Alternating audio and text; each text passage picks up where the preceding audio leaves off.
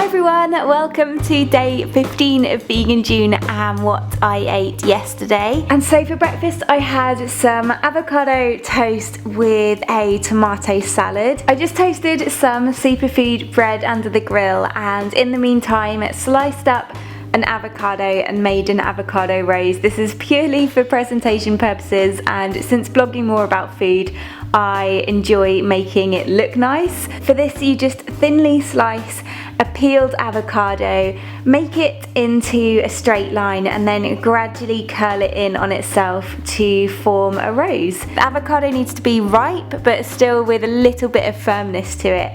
And then in a small bowl I added some chopped cherry tomatoes, a small handful of sliced black olives and some shredded basil, and I mixed that together well. When the toast was done I popped that on my plate with the avocado on top and the tomato salad on the side.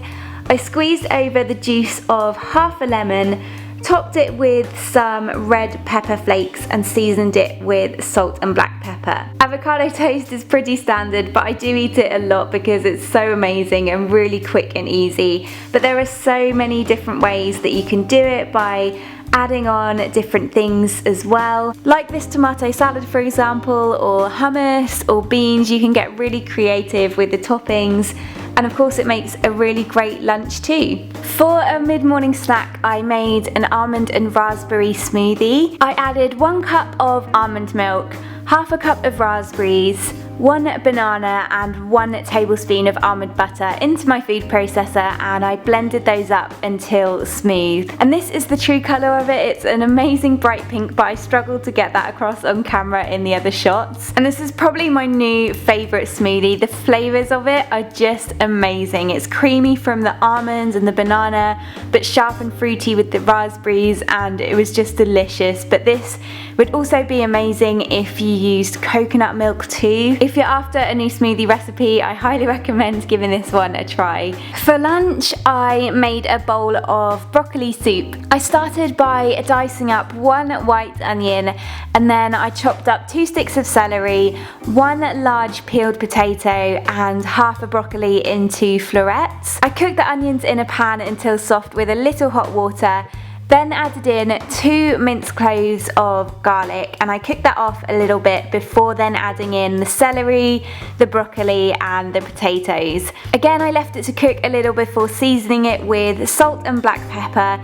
Then I added in 1.5 cups of vegetable stock and left it to simmer covered for 10 minutes. I then transferred it into my food processor to blend it up until smooth, and then I moved it back to the pan just to heat it through again and added in the juice of half a lemon. I then served that up in a bowl and added on a drizzle of olive oil, a small handful of sunflower seeds, some more black pepper and some fresh parsley. Broccoli soup is always quite watery I find, but even during the summer months it's a really light soup but packs loads of flavour. It's a great way to use up broccoli as well, because sometimes I get stuck for ideas on ways to use it. I actually only had half of this. I put the rest in a container in the fridge, and you should really consume it within 2 days. A little bit later on I made these caramel and chocolate popcorn slices. I first popped some corn and I used 1 teaspoon of coconut oil,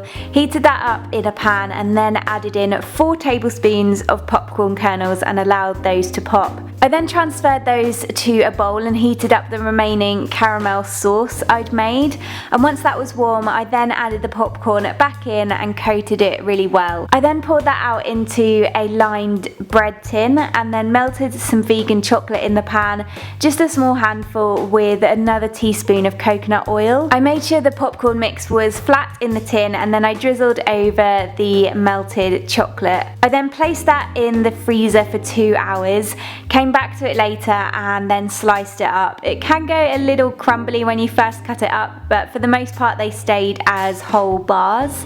So I just had one of those slices as an afternoon snack and it was delicious. The popcorn tends to go quite soft when you first mix it with the caramel sauce, but then it goes crunchy again after being in the freezer. So again, these are a great snack that you can take to work with you and just keep the rest of them in a container in the fridge for up to 4 days if you can last them out that long. For dinner I made a Mexican style loaded baked potato. I placed my potato in the oven to bake around an hour and 20 minutes before I wanted to eat it, just as it was on my oven shelf on 200 degrees Celsius. In that time I heated up some of my 3-bean chili, the recipe for this is down below, and added in some sweet corn. Once the potato was baked and out of the oven, I just score it with a cross and then push it in at the sides, and then I loaded on some of the chili, topped it with half an avocado that I had just mashed up in its shell,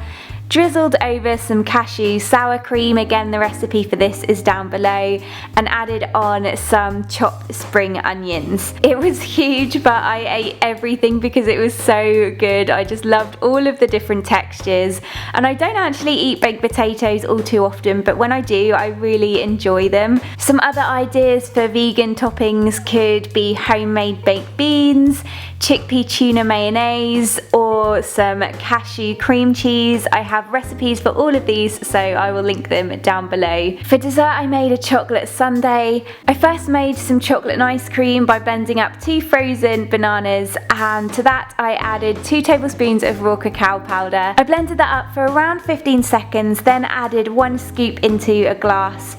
I then crumbled on some popcorn bar, added more ice cream, another popcorn layer, another scoop of ice cream, and on the top I added on the last crispy chocolate treat from the video before last. I love making sundaes like these, and it's a great way to use up desserts or cookies that you might have left over all in one go. Thank you so much for watching today's Vegan June. I really hope you enjoyed it, and I will see you again tomorrow for the next one. Bye!